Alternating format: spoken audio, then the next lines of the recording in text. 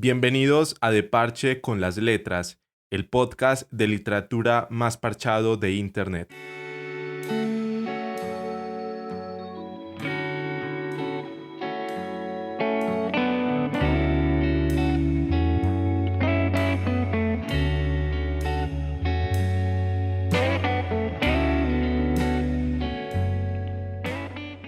Este episodio está dedicado a la magia de la palabra, a los sueños, a la familia, a la poesía, a la hora estoy contigo y a todo eso que nos hace infinitamente felices.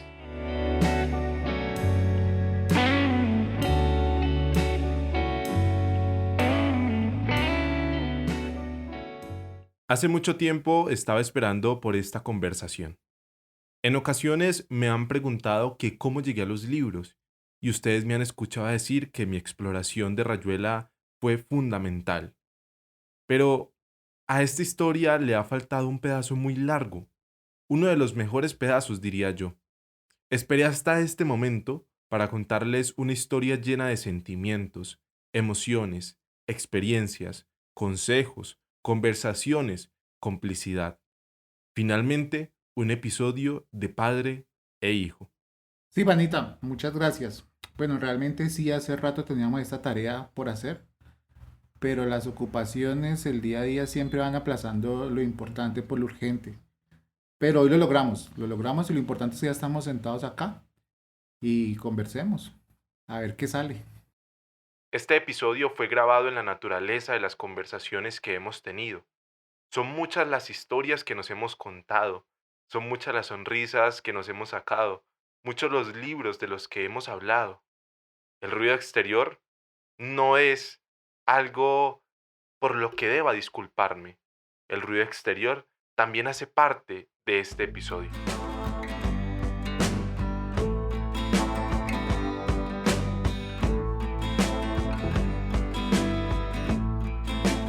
Yo soy Brian Solarte, su host, y el invitado de hoy es Freddy Cuarán, mi papá.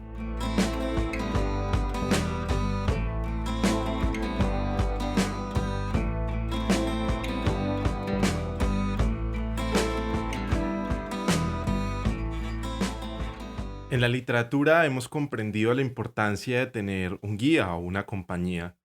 Y yo siempre he creído que Freddy y yo somos una especie de Quijote y Sancho Panza. Somos infinitamente quijotescos, tercos por naturaleza, llenos de aventuras, y algunas veces intercambiamos ese rol de adulto porque a él le cansa, porque se le olvidan un montón de cosas, y en ocasiones pues tampoco le interesa hacerlo. Mi papá como guía jugó un papel muy importante en la sensibilización y en mi acercamiento a la literatura. Bueno, pues ahí yo creo que hay una cantidad de emociones encontradas y una cantidad de cosas que le marcan a uno el camino por ser, digamos, el mayor de la relación en este caso. Se asume o está implícita una gran responsabilidad de guía o de orientación en lo que has hecho, pero también hay una gran libertad sobre lo que tú decides y la necesidad de apoyo fundamental en cada paso que das. Cuando me decís quiero estudiar literatura, lo primero que se me vino a la cabeza fue licenciatura. Y yo dije, bueno, va a ser profesor y la cosa puede funcionar. Cuando ya me explicaste que no, que era un tema de estudios literarios, lo primero que me pregunté yo fue, ¿qué hace un profesional de estudio literario? O sea, ¿en qué se desempeña? ¿Cuáles van a ser los campos de acción? Quizás no te lo dije en el momento porque esas preguntas no se responden ahí. Esas preguntas eran para mí, quizá en la preocupación de, bueno, ¿y este man de qué va a vivir? O sea, ¿cómo va a ser? Porque pues al final es una carrera, digámoslo, no nueva, pero sí que empieza a tomar una fuerza relevante en los últimos tiempos por la necesidad de descubrir el mundo o de reconocer la historia o de adelantarse un poco a través de la magia de la palabra. Yo estaba feliz de que fueras a estudiar literatura, muy feliz y al mismo tiempo muy preocupado. Pero poco a poco vamos descubriendo cosas, poco a poco vamos haciendo algunas estructuras. Eh, y me acuerdo mucho que yo estaba esperando un momento con toda la calma y con todo el respeto del mundo, lo esperé y te lo dije después, lo puedo contar algo que ya te lo dije. Porque cuando estabas un poco más pequeño eras muy aficionado al tema youtuber y al tema youtuber y al tema youtuber. y armaste casi que berrinche por un libro de un youtuber, de un tal Juan Pablo, yo no sé qué, yo ni me acuerdo. Y yo quiero el libro, y yo quiero el libro, y yo quiero el libro. Yo, bueno, dice, ahora que estudio literatura, estoy esperando el momento que él venga y me diga que eso no es literatura. Felizmente se dio, lo reconociste, caíste en cuenta. Y ya, o sea, digamos que la relación con las letras siempre ha sido maravillosa y pues que la que tenemos nosotros dos siempre ha sido de escribir, de corregirnos, de revisarnos, de opinar y eso creo que marca un proceso muy bacano. Comprando ese X libro de X youtuber, me empecé a preguntar por lo que realmente era la literatura, porque sencillamente aún no le había encontrado ese gustico o esa magia, esa sazón.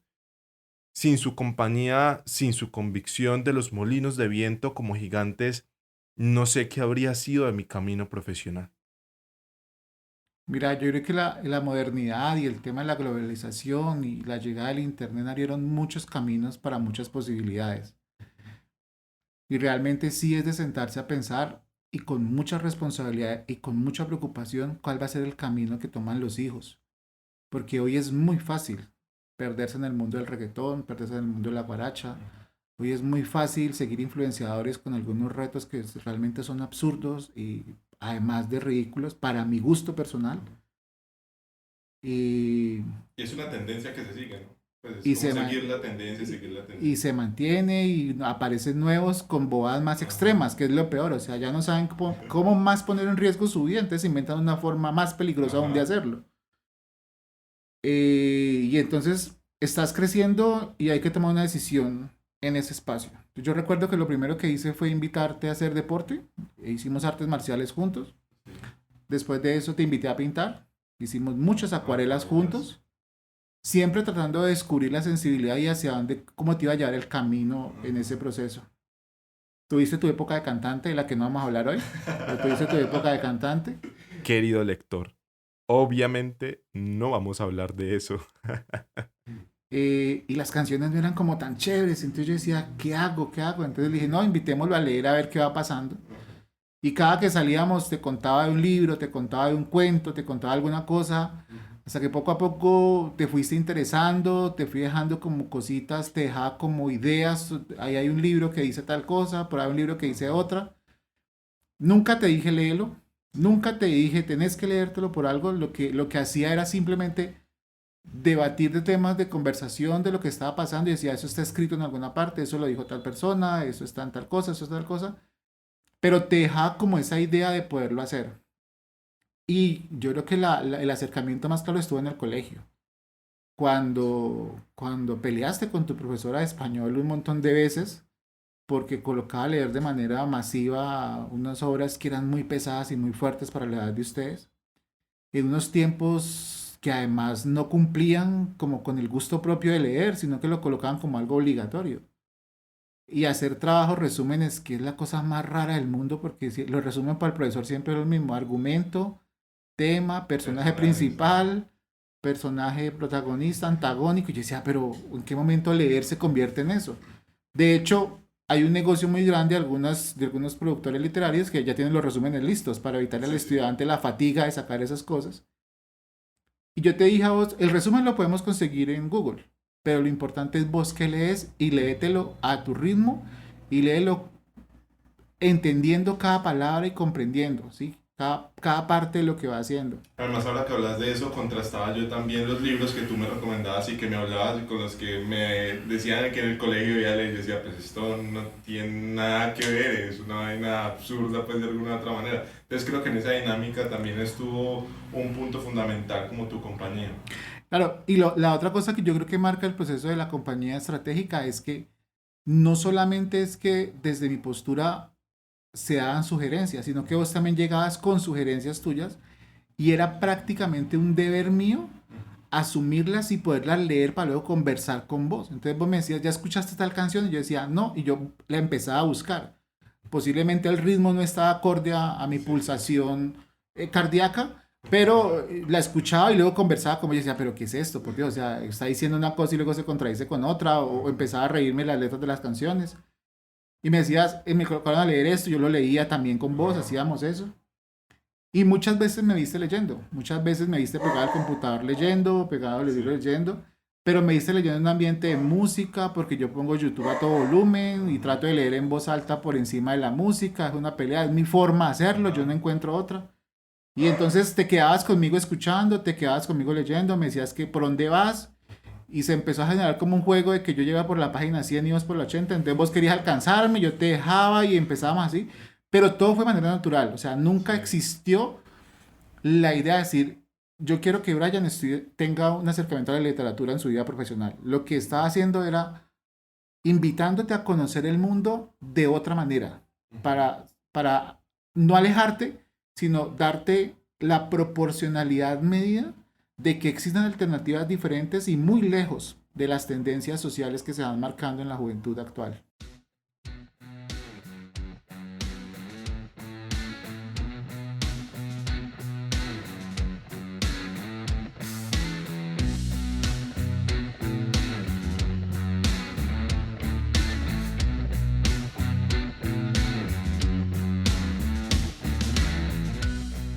Los últimos años de mi colegio, como entenderán, fueron una constante pregunta sobre lo que realmente debería ser la educación. No estaba de acuerdo con las formas, ni mucho menos con el discurso literario que se presentaba. Llegaba a casa con muchas preguntas y quien lograba somatizar toda esa turbulencia de emociones era mi papá. Justamente en ese camino arranqué a descubrir muchos libros como Rayuela.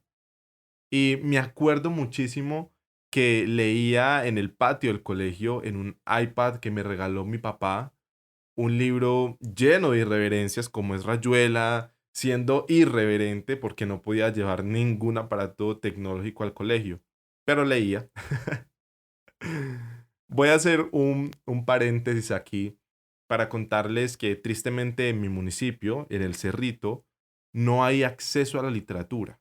No hay bibliotecas con una fuerte oferta cultural, ni tampoco una librería. O sea, si no hay una biblioteca, jamás va a haber una librería. Y eso lo lamento muchísimo porque sé que hay gente muy talentosa, sé que hay gente a la que le gusta leer y en muchas ocasiones no puede hacerlo pues porque no hay una oferta.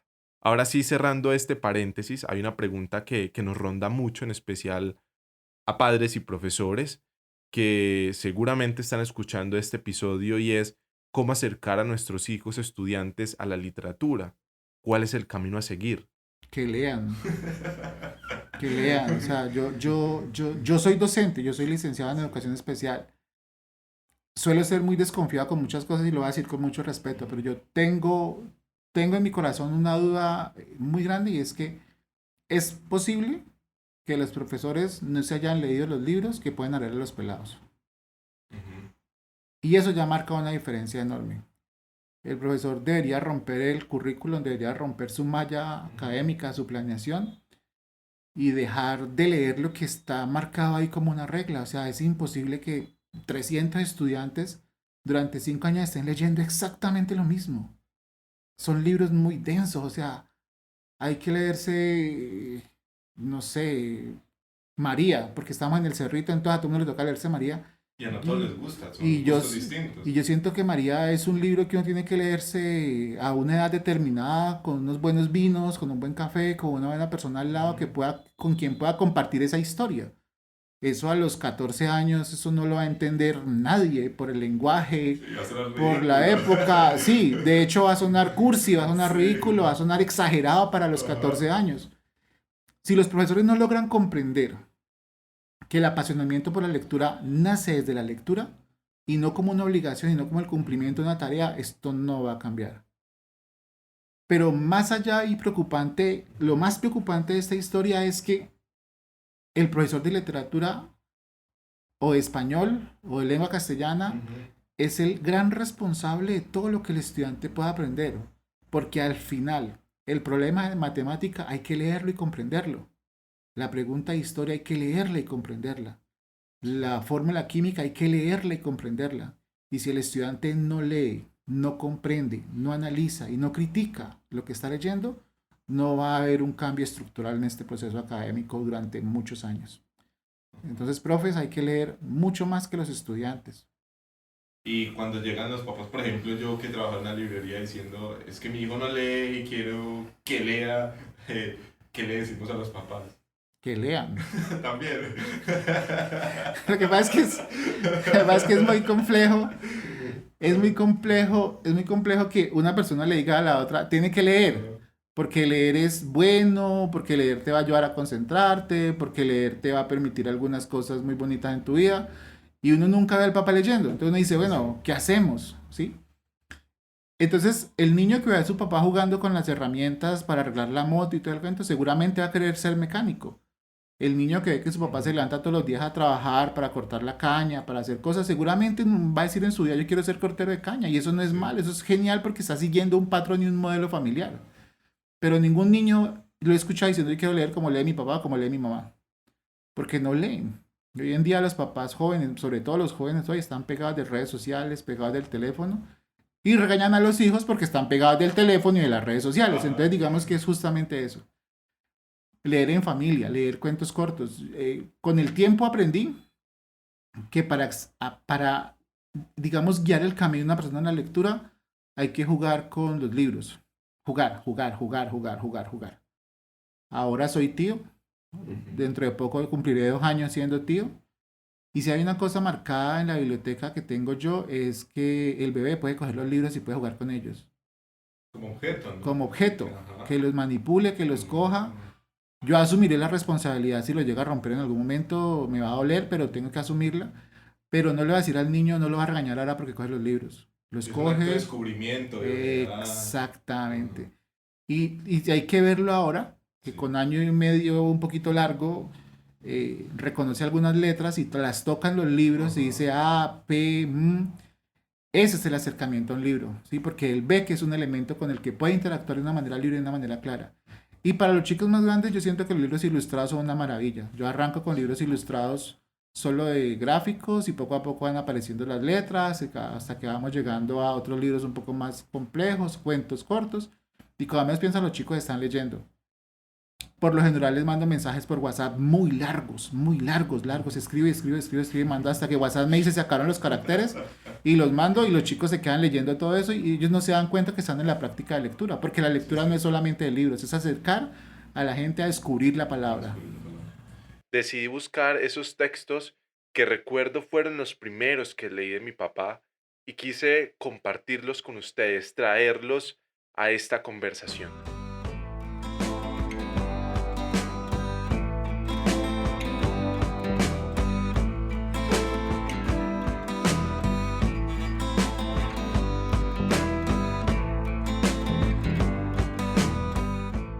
El mundo es para dos. Un niño y su amigo imaginario. Un sueño y su almohada. Un mango y su pepa de mango. Un girasol y su abeja. Un perro y su llanta de carro. Un río y su canción de noche. Un pájaro y su nube. Un escritor y su imaginación. Un ángel y su vuelo. Un camino y su llegada. Un gato y su bola de lana. Un secreto y su misterio. Un hermano y su pelea. Un zapato y su media. Un sur y su norte. Un beso y su abrazo. Y por supuesto, tú y él. Y mi corazón y tu recuerdo.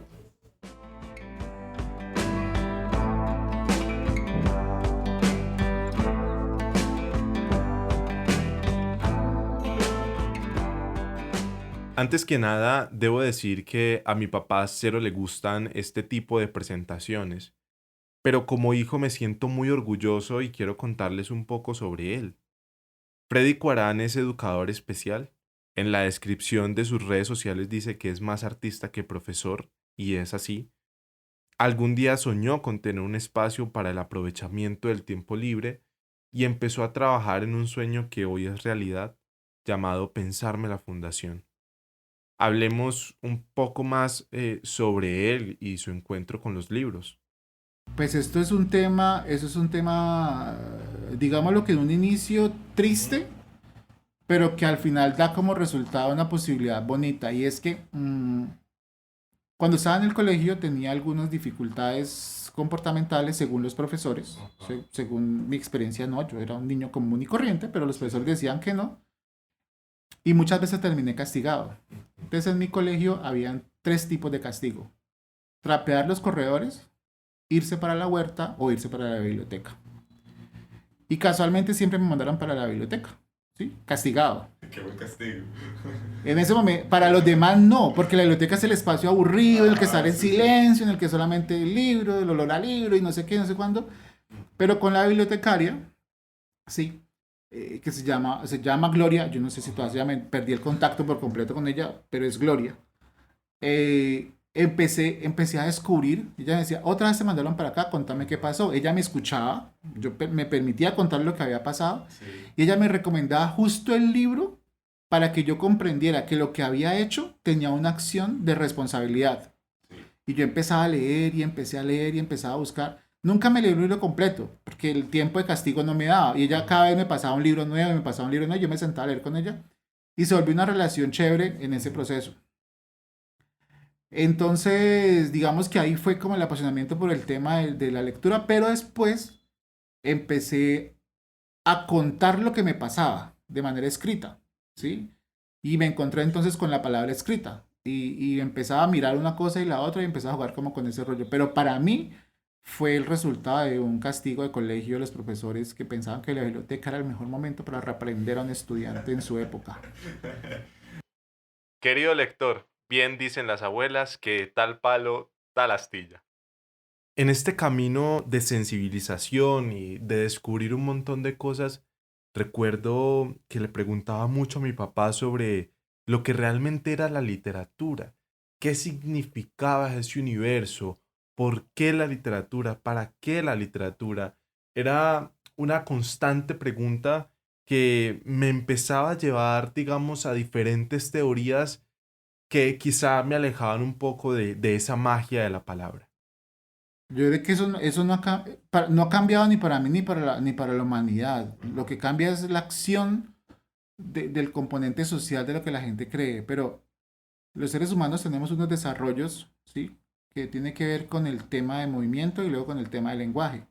Entonces, desde que yo soy pequeño, ¿sí? Bebé, tengo unos sonidos que son guturales, porque mi cuello todavía no ha fortalecido las cuerdas vocales, que son músculos y todo un proceso de desarrollo físico que no vamos a hablar ahora porque nos perdemos.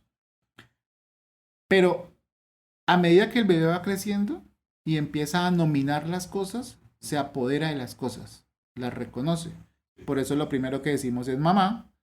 Puede ser que aparezca papá, o puede que aparezca tete, o puede que aparezca teta, porque ya reconozco el tete como la posibilidad de alimentarme y ahí aparece el lenguaje. Lo primero que aprendo a leer, obviamente entonces va a ser tete y mamá, ¿sí? Y lo primero que aprendo a escribir, pues va a ser tete y mamá. La literatura lo que te permite es descubrir el mundo y apropiarte del mundo. Cada que tú te lees un libro, cambia tu percepción del universo por completo. Y cuando te lees dos libros, uno con una teoría y otro con una contradictoria, aparece una confusión en ti y aparece una conclusión y eso es empezar a proponerle al mundo otra forma de pensar. La literatura es simplemente la magia de que cada vez estoy más cerca del universo que me rodea, cada vez lo comprendo más, cada vez me apropio más de él y sobre todo cada vez le propongo más al mundo cambios significativos para que esta bola gigante de tierra siga girando otros 365 días. Algo claro que tú dices y es otra forma de pensar. Y desde allí podemos hablar de lo que es escribir. La palabra escrita es esa otra forma de pensar que plasmamos de alguna u otra manera. Eh, Escribir ha sido un tema que nos gusta mucho, que tú también me has permitido comprender, que nos hemos corregido, que hemos imaginado un montón de cosas. De hecho, puedo decir que me enseñaste a imaginar un poco y a estar libre como esas palabras aladas de Homero.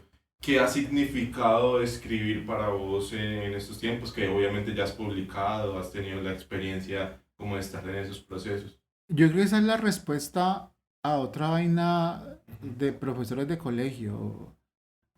Yo quiero dejar muy claro que yo no estoy criticando las dinámicas de colegio, sino que Sí. estoy invitando a hacer una reflexión sobre lo que pasa.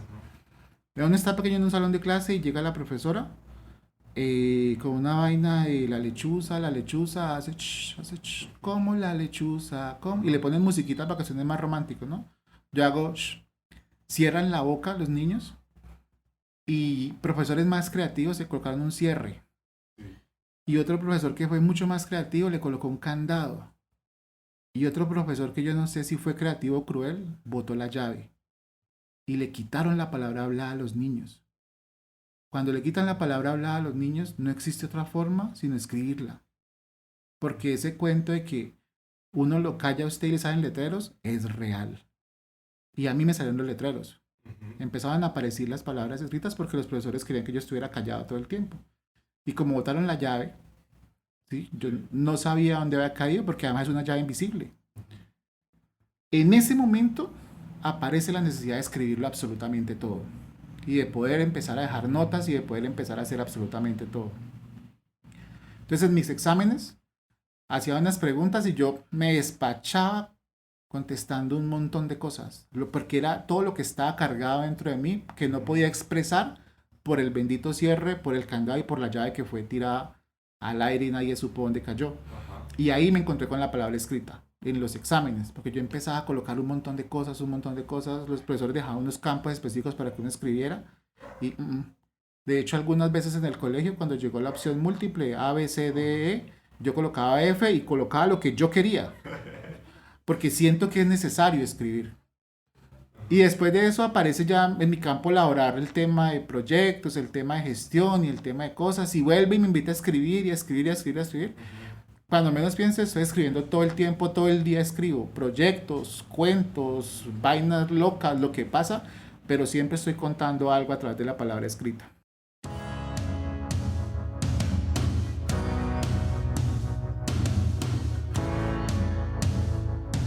Y aquí es donde podemos hablar perfectamente de lo que es pensarme la fundación, ese sueño que algún día tuvo Freddy y que hoy es realidad y que hoy tiene las puertas abiertas en un barrio muy chiquito que se llama El Cincuentenario y que está lejos de una cabecera municipal de El Cerrito, pero que finalmente se convierte en un espacio para que niños, niñas, jóvenes y adolescentes con y sin discapacidad cognitiva puedan expresar a través del arte, la educación, el deporte, muchas cosas y en especial que la familia pueda encontrarse en estos espacios.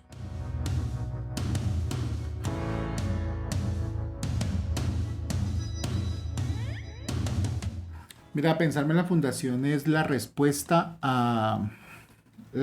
justamente a lo que te estaba contando de los profesores y de la estructura académica, el tema de que los niños tenían que hacer silencio, de que para aprender hay que quedarse quieto, de que uno aprende sin música. eh, Hay unas frases típicas de profesores, hasta que todos no se queden quietos y hagan silencio, no empiezo la clase. El tema de hacer planas incansables de pepitas y bolas, el hecho de pegar lentejas en una hoja de papel, el hecho de hacer vainas con fideos y todo el cuento, yo siento que ese tema hay que romperlo, hay que estructurarlo de una manera diferente, hay que pensarse la educación de una manera mucho más creativa, de una manera mucho más libre y sobre todo porque hay estudiantes o habemos estudiantes que no encajamos en esa cuadrícula que el docente soñaría como un salón, digamos, soñado. Sí. Yo sé que repetí, pero no, es que no encontré otra palabra. El tema es entonces que al final pensarme en la fundación es una estructura, es una propuesta metodológica que rompe los esquemas. ¿Sí? Aquí se aprende haciendo, aquí jugamos con la posibilidad que nos da el arte, que nos da el deporte, Ujú. hablamos con la familia, conversamos con la familia de maneras diferentes. Acá nos permitimos crear y sobre todo dejamos que el niño proponga y que el niño sea el protagonista real de su aprendizaje y que sea el protagonista del aprendizaje de sus compañeros. Hay una frase que me gusta mucho y es que en pensarme todos somos estudiantes y todos somos profesores en algún momento de nuestra vida.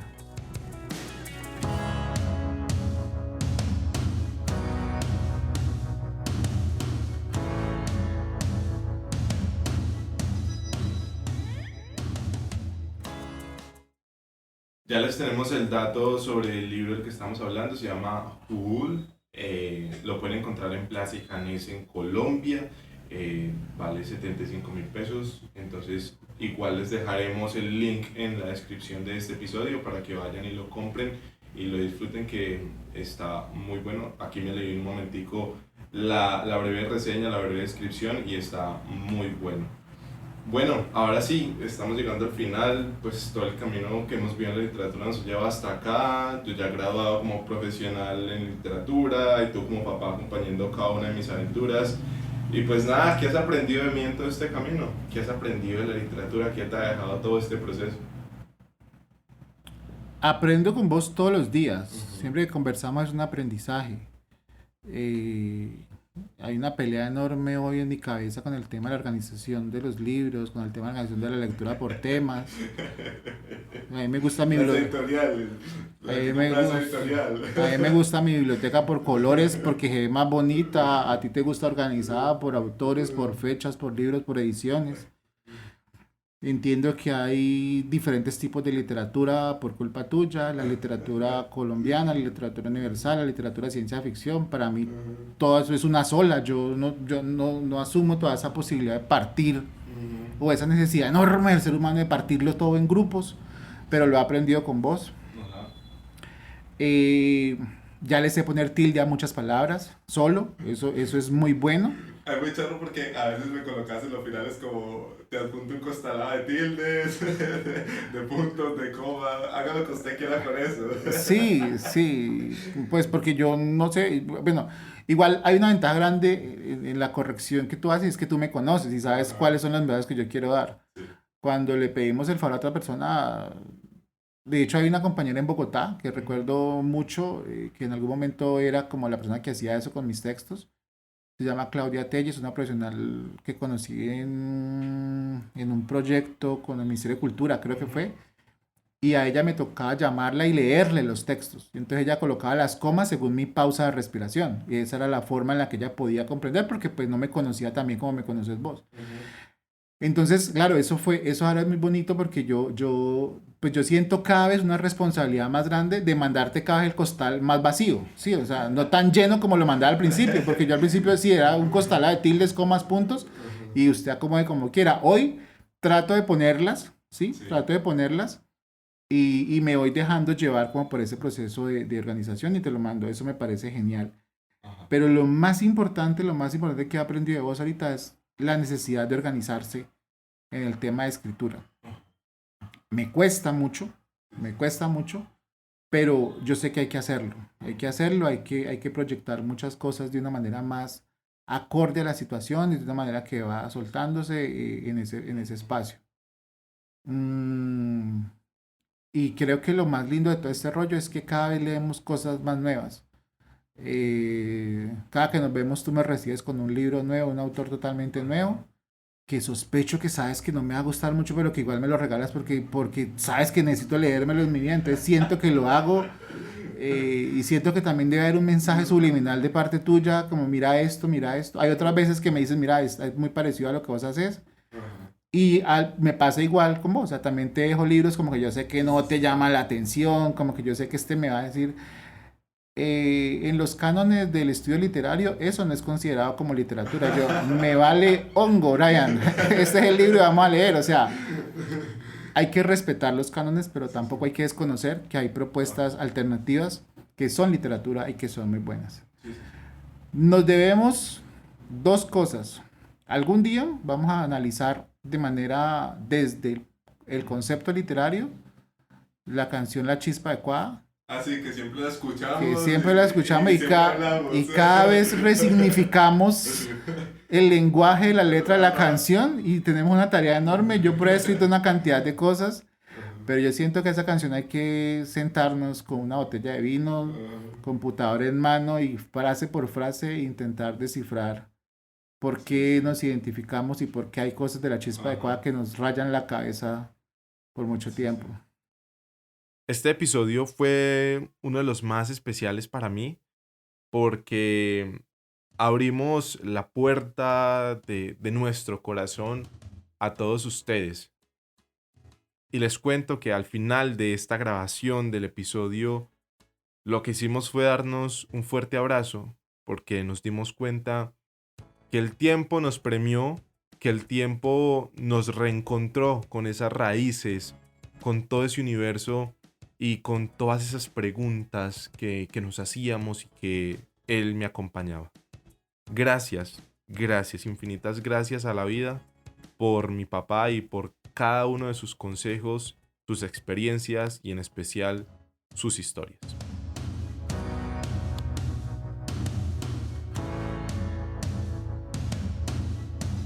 Que Dios te bendiga, que te amo mucho y que Yo también. panita toda la vida, parcero. Yo creo que la cosa es esa.